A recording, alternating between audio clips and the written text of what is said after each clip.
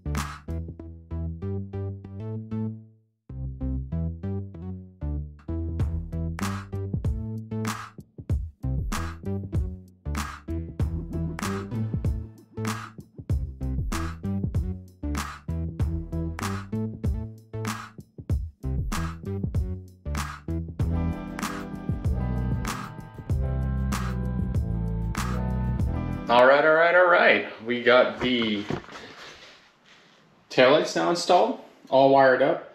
The only thing not wired up is the reverse lights because some ass, this guy, cut the wires. And when I was taking everything apart, at some point I cut the wires for the reverse lights, so I have to wire those back in. But we do have blinkers, taillights, parking lights, and brake lights all working now. So you can see I got a new rear apron and a new trunk panel. I'm really excited for the rear apron because it'll be pretty cool. Is that dirt or is that I think that's just dirt. Yeah. So yeah, that'll be pretty cool because it has no cutouts, so it's actually gonna look really good with the way we've done the exhaust because we don't have the pea shooters anymore. And then with the trunk panel, we're actually going to use this to cut up, unfortunately, to basically make like a removable trunk so that we can easily access anything in here, but it will still have like a stock look.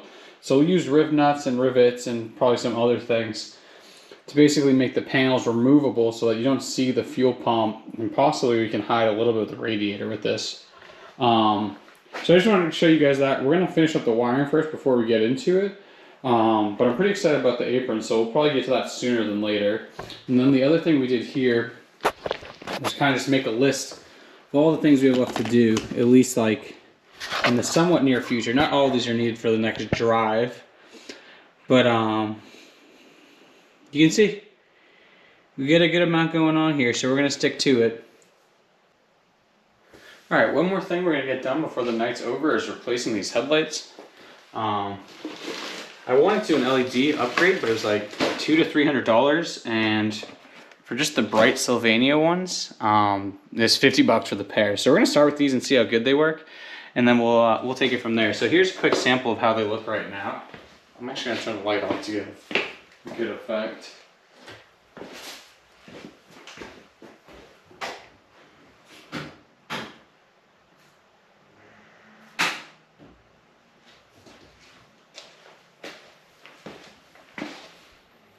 Okay, and this one's actually busted, but you can see the other one is not very bright. And so real quick, we'll put the other ones in and then show you how they look.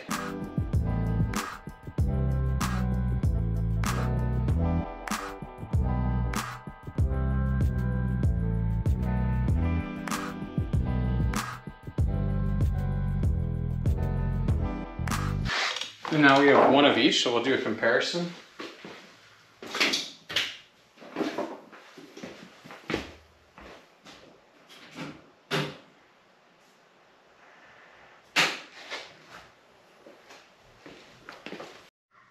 All right, we checked some grounds and everything actually was wired in fine. And we are back in business. These lights look really good. I may adjust them a little bit, so I'm leaving the covers off for now, but overall I'm really happy with them. So we can check that off the list. I think the next thing we're gonna go to is the reverse lights and the license plate light, so I can kind of do everything that needs to be done over and in the back, I should say under and in the back of the car. And then from there I can put the rear apron on, put the rear trunk, or whatever you call it, the engine cover on. And then all that really leaves me with is the firewall and the trunk panel as far as sheet metal work to get done. So we'll just keep chugging along. Alright, so we get the car jacked up and we pretty much finished everything we needed to do under it.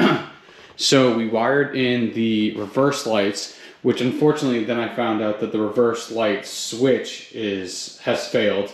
It's even when I go into reverse, it's still not activating the switch. I'm sure the wiring is fine, it's getting power, it's going to the lights, so we'll have to get a replacement switch. It's only a few dollars, it's a little bit difficult to get to. So for now we're just gonna have to bail on the reverse lights. The other thing that we did while we were under here, which let me grab my light, you can see here, is we just strapped up and got all the coolant lines and fuel lines up tight to the body. So that's good, so nothing's hanging low. I'm really happy with how that came out. So now what we'll do is we'll take the car off the ground. We will finish up the light for the license plate, and then we'll put the trunk on, or I should say the engine cover on, and then we'll be able to take it out for a spin, and it'll actually pretty much be a normal car at this point. Alright, so we had another minor setback while we were doing the license plate light. I went to put the hood on, or the trunk cover, or the engine cover, whatever you want to call it. And I'm actually hitting the oil filler tube, which I'm surprised because I could have sworn I did some test fits and this wasn't an issue. But it is, and there's nothing I can do about it now. So what I'm going to do is actually cut it down and epoxy it to a shorter height. Finish the license plate lights, then we can put the engine cover on, we can put the rear apron on, and we can be pretty much done everything back here. Like I mentioned, we will have to come back and replace the reverse light switch, but we don't need to do that immediately. But with all that said, this is getting a little frustrating, so we're going to change up a little bit. We're going to stop doing work on the car, and we're going to actually just get in and take it for a spin and do a little street driving, because that's always kind of like the best therapy when some of this stuff is frustrating, and also we should be celebrating that this car actually moves. So I'm going to get on that now.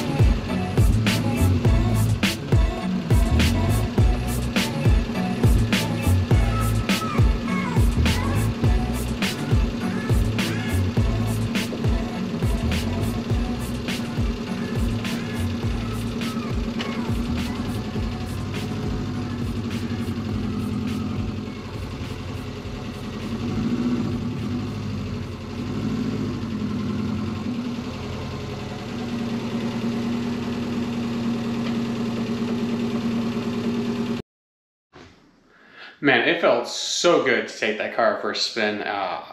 It's just awesome how easy it starts up and runs, like drive around the neighborhood.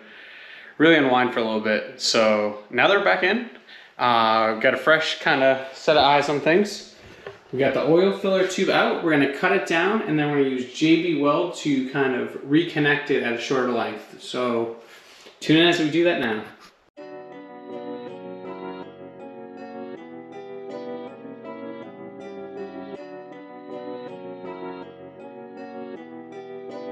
Perfect.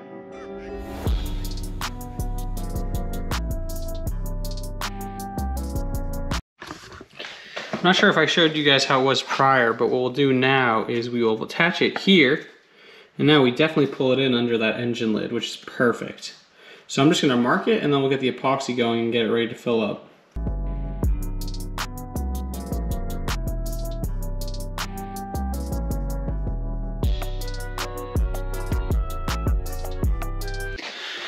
I don't know how well you could all see, but I really fumbled around with this, but we have it in place. Everything looks good. So now we'll just let it harden with the tape there, and then I'll probably put another coat of JB Weld once it's hardened enough that it can actually hold itself still. So I'm gonna let that set overnight and we'll get back to it in the morning. All right, so we let it set overnight. It is stuck together exactly how we want it, which is really good. So now what we'll do is we'll actually do a second coat and just fill everything to make sure that it doesn't leak. Then we'll let it harden and we'll reinstall.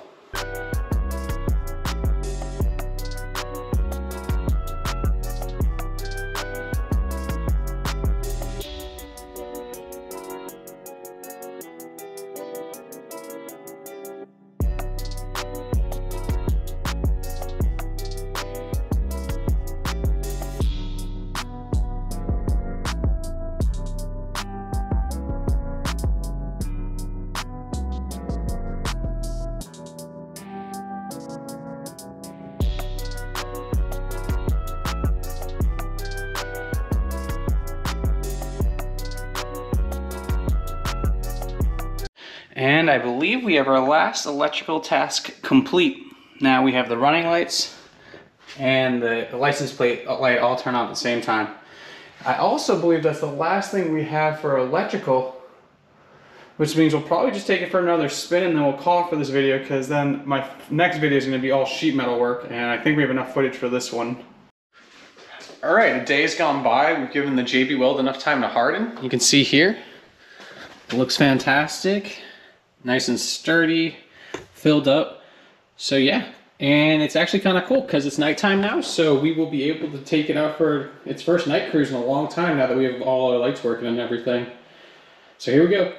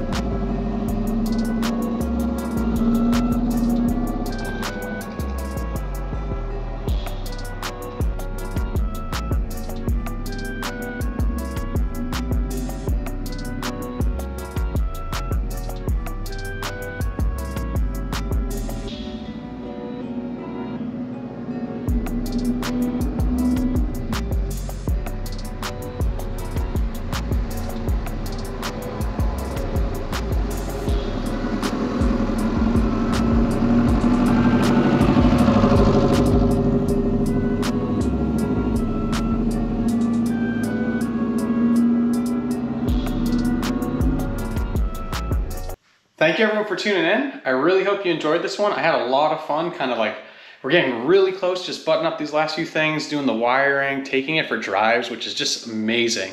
And they're just more fun to come. The closer we get, the more we're gonna be driving this, getting it on the road, and I'm gonna be daily driving this to work one day, so make sure you subscribe so you can see that. And with all of that, now that we're getting very close to the end on this guy, I wanted to show you guys another car that I purchased recently. Come on now, you really thought I was gonna show you that? Subscribe for more content, make sure you hit the like button if you liked it, share with your friends, and tune in because that car is coming soon.